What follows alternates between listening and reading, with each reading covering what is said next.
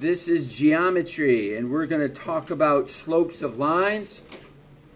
One of the first things that we want to point out is that slope is rise over run. Slope is rise over run.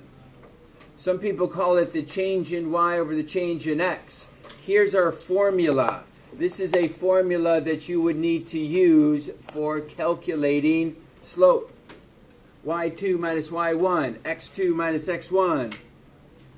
The biggest mistake students make is that they put the x's on top. But the y's have to be on top because the y is the up and down. The y is the rise. The running is right and left. The running is the x. So if slope is calculated by rise over run between any 2 points, you have to find the distance between the 2 points y values and the distance between the 2 points x values. So that's what the slope formula is doing. So to calculate your slope, you use the slope formula. So knowing your slope can give you a couple different situations. Slope can be a negative slope. Negative slope is when you fall straight down. That's falling to the right. In terms of your slope, your rise would be negative and your run would be positive. Negative, positive, negative, positive makes that line fall to the right. Where a positive slope, coming this way, a positive slope would rise up in positive run. Positive up, positive right. Positive up to the right. So a positive slope is going to increase to the right. A negative slope is going to decrease to the right. So you always go to the right when you're calculating out what type of slope you have. A positive slope or a negative slope. This here is a positive slope. Some people read it backwards and they say, well, it's falling to the left. But when we look at our calculations of rise and run, we're going up and to the right. If you go down, which is negative, you're going to the left, which is negative. Two negatives is a positive. So it's still a positive slope. Negative, then left. Negative, negative is a negative. Two negatives make a positive. So that is what a negative slope is here, and a positive slope. So you can ski on a negative slope. That's pretty common, where you ski down the hill. If you're going fast enough, you might be able to ski up a small portion. So that's okay. Those are normal slopes. A zero slope. A zero slope is where you have a horizontal line. Think about the calculations. Rise up 0 and run to the side. Rise up 0 and run to the side. So that's 0 over any number you want. 0 over 3. That value is 0. So this is considered a zero slope. A horizontal line is zero slope. You can ski, theoretically, on a flat surface.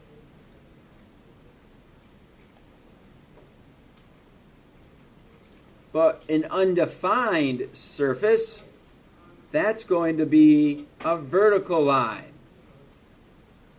That you're rising up and you're running 0 right and left. You rise up any amount, like maybe 3. Rise up 3, right and left 0. Rise up 3, right and left 0. So 3 over 0, that's undefined. If you try that in a calculator, 3 divided by 0, that's $3, and nobody gets any of it. You're going to get an error. You can't divide by 0. That's undefined. You can take 0 divided by 3, That's what we do every day in class. We take 0 and we divide it between all the students, and we all get 0. But if you had the $1.2 billion lottery ticket, but nobody gets it, what? That doesn't make sense, right? So you can't divide by 0. Okay. So down here, we are looking at using the slope formula given some points. So when you look at your x and your y,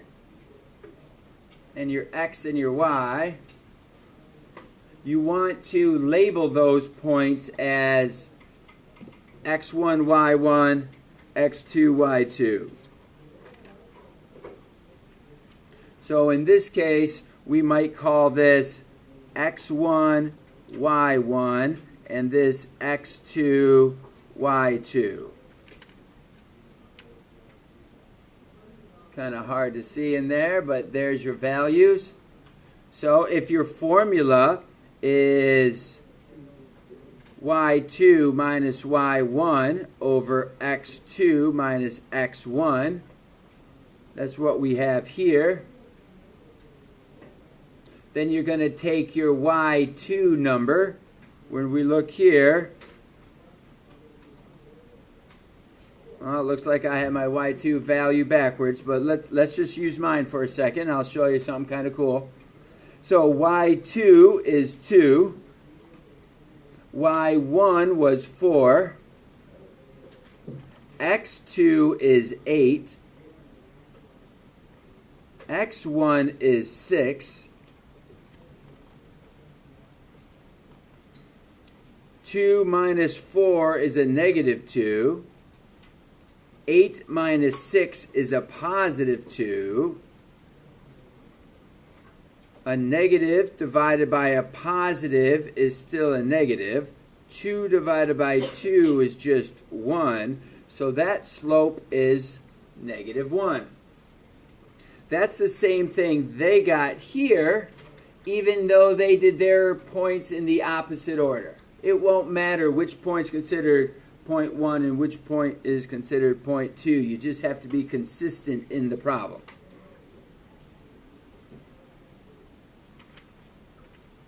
Okay? So that's how we use our slope formula.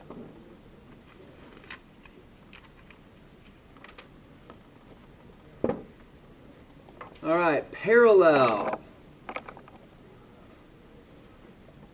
Two lines that are parallel, if it's drawn in a figure, will often have a triangle in the line. Not the arrows at the end, but the arrows are somewhat in the middle or in between what they draw as your lines. So if it has arrows on the line, that's telling us that those two lines are parallel.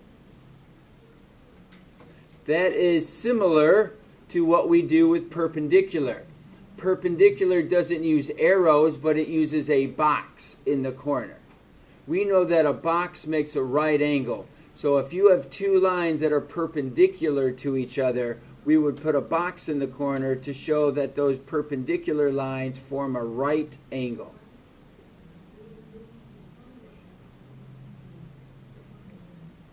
So let's take a look at what perpendicular slopes look like. Perpendicular slopes.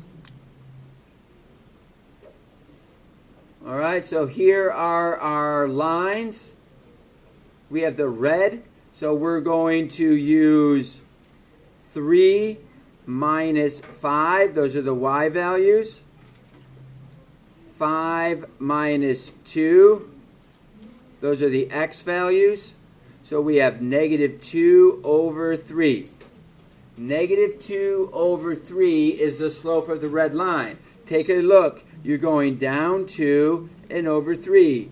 Down 2 and over 3. That's a negative 2/3 slope. Let's look at the other slope using these two points on the blue.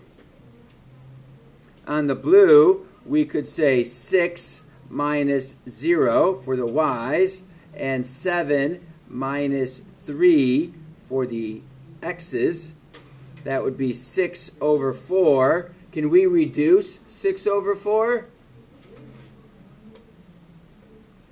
If we divide those by 2, that becomes 3 halves. 3 halves. Can you discuss the differences between these two slopes?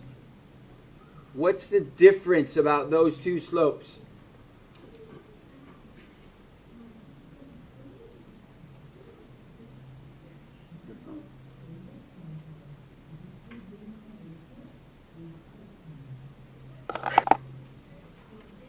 So for us to have perpendicular slopes like we saw up here, we have to take a slope and flip it upside down and change the sign. Those are called opposite reciprocals. Opposite reciprocals are going to be perpendicular to each other. Opposite reciprocals. Some people call it negative reciprocals.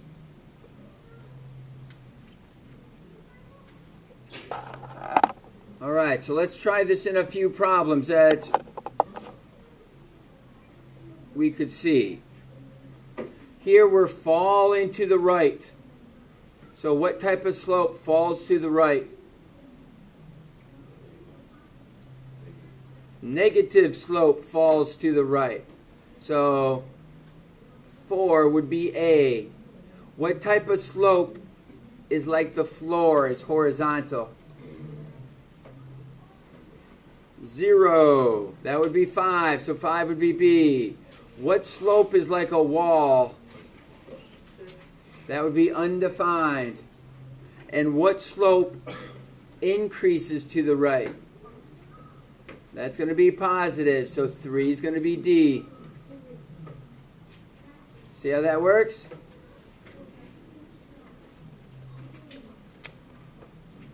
Coming on over to number 7. What is the slope of the line?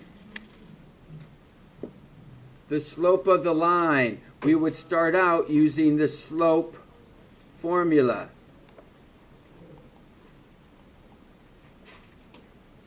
Using the slope formula. So y2 would be the 6, y1 would be the 5, x2 would be the 5, and x1 would be the 3. So that becomes 1 over 2. So the slope of those two would be 1 over 2.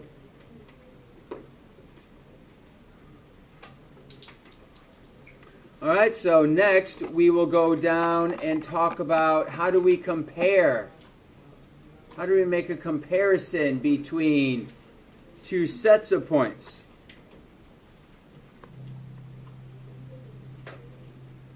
So if we have line 1,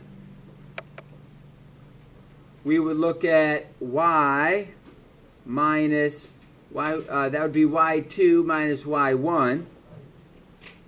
x2 minus x1, and that can be reduced to 2/3. Then we look at the next point and we say 6 minus 0 over 3 minus 4. 3 minus 7, which is negative 4. And that can reduce to negative 3 halves. What do we know about those two slopes?